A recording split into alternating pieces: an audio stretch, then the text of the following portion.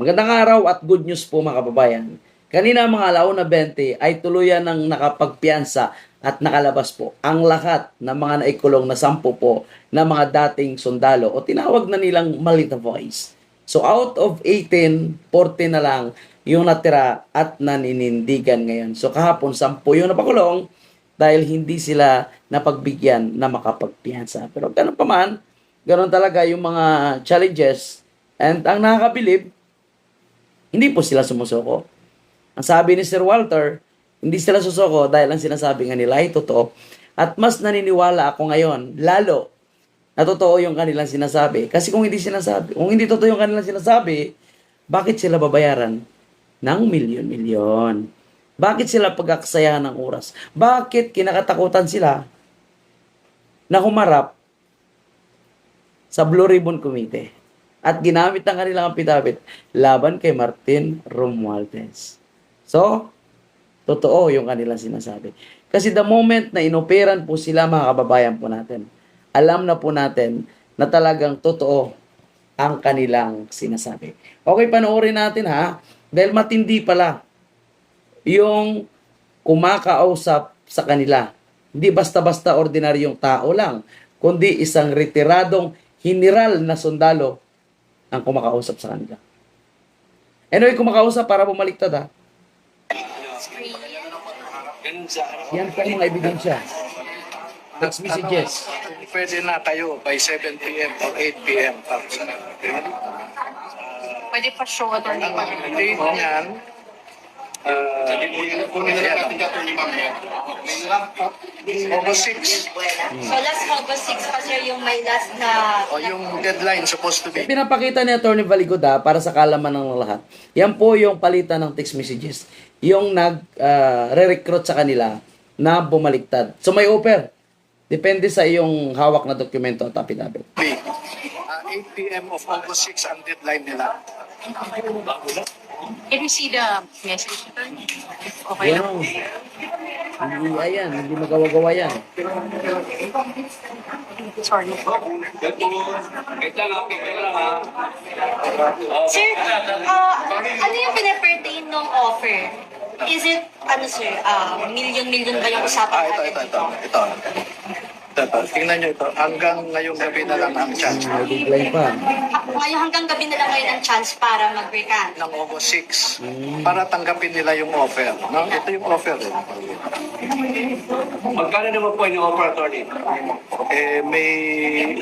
May kwan kasi ito, sharing eh. May share yung nakikinegotiate, may share yung tatanggap. Sir, for the record, sino yung nag-alok na to, sir? Pwede ba nating pangalanan? Ibibigay namin lahat ito sa press con. No? Okay. Pero hanapin ko yung... ito. Makita. Kasi pinapasakay nila yung nagte-text. Happy sir, salamat. Magkano daw ibigay nila sir? Sir, 8 meaning 8 million. Each, sir, each. 8 million each? And the 14? Oh, yun ang ino-offer. Dito sa kwan lang. Sa ka-text niya. Kanya-kanya Attorney, offer. pwede po ilagay sa dibdib niyo po. Ganyan yan po yung iba ng dibdib po. Attorney, yung ka-text niya, is it official? Is it Retired ito. retired? So, yung nag-offer mga kababayan ay retired general. Tuloy tayo mga kababayan. Pakinggan natin. Yung nag-o-offer, tinanong ng isang sundalo, sino ba ang financier mo? At binanggit niya, no? So one of the complainants ang nag-o-offer. Sino? So, isa po sa mga nag-o-offer ay yung complainant nila. Ang daming nag-file ng kaso, no? Ang daming nag-file ng kaso sa kanila. So, hindi na tayo magbanggit ng pangalan kasi si Atty. Baligod ay Papakita na lang namin yung text message mismo sa inyo. Pakita na ng text message. Nagulat ako, ang daming hinahanap na dagdag na requirements kanina. So, Attorney, dito po, iiwanagin na po natin. Dito sa warrant na inilabas po sa Las Piñas Court, hindi na po kayo isinali. Pero isinali po kayo sa pag-file nila. Ganun po ba? hindi ako kasama sa mga akusado dito kasi perjury, so hindi naman ako pumirma sa affidavit. Pero yun ang gusto ko pong sanang maintindihan ng ating kababayan na yung Office of the Ombudsman, nag-conduct talaga ng factual investigation. In-examine lahat itong 18, no? At kumbinsido si Ombudsman. No? Isipin mo, 8 abogado ang sabay-sabay na nag-e-examine sa kada isa. No, parang kino-cross-examine ang kada isa. No? 8 abogado yan. And they were supervised by 1 assistant ombudsman at saka isang chief of a field investigation bureau. Mga senior na abogado. Kumbinsido sila. At lalo silang nakumbinsi noong nag-walk through ang mga ito. So isinakay sila sa van. Ang sabi, ituro mo sa amin kung saan kayo nag-deliver sa loob ng Forbes Park. So napuntahan nila. Kung hindi ka talaga nakapunta, hindi mo alam yun sa Forbes Park, yung mga iba't ibang addresses. So, yun po mga kababayan natin ha. Dumaan sila sa masusing screening, investigation, para po mapatunayan kung totoo talaga yung kanilang sinasabi.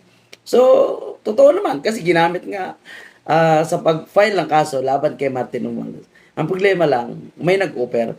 At gusto natin malaman, gusto talaga nating lumabas ang ebidensya na yung nag-offer ay isa sa mga complainant. At sino po yung mga retiradong general na ito na di umano'y nagkakausap sa mga dating Marines o yung mga retiradong Brave 80 na ito na bumaliktad na sila at yung nag-o-offer. Kasi yung nagni-negotiate pala dito, parang agent, nagni-negotiate sa kanila, ay retiradong general din daw. So, sino kaya ito mga kababayan natin? Malamang, no, nasa kampo ito ng grupo, no? Grupo ng ayaw malaman ng katotohanan. Yung mga grupo na kasabwat sa pagtakip ng corruption. So, hindi ito sa mga mabubuti at may maayos na hangarin para sa ating bansa. Ito sa mga bangag din siguro ito, bangag na mga gusto na lang nila tanggapin yung matinding korupsyon na nangyayari sa ating bansa.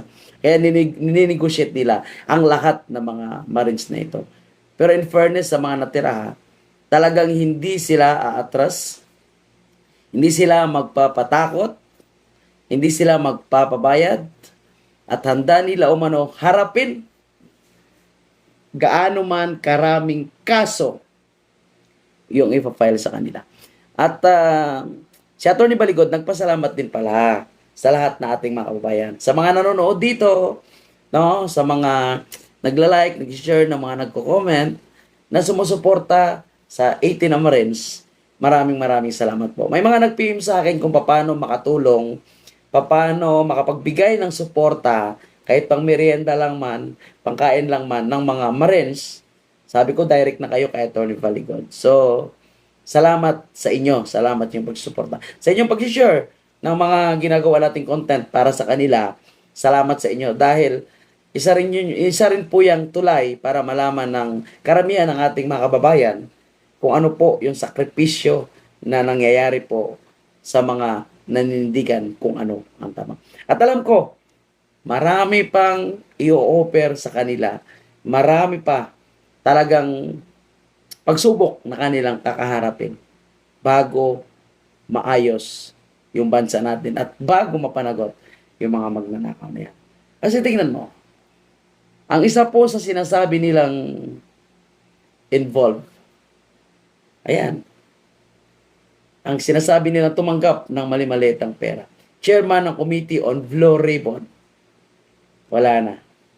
Tuluyan niya ng tinurn over sa ombudsman ang pag-imbestiga sa flood control. Ibig sabihin, wala ng Blue Ribbon hearing sa flood control corruption. Move on na, sabi ni Erwin. Kaya nasa taong bayan yung pagpipressure sa mga senador na ito na dapat ituloy ang investigation sa Blue Ribbon Committee, yung flood control na yan. Yun lang at maraming salamat.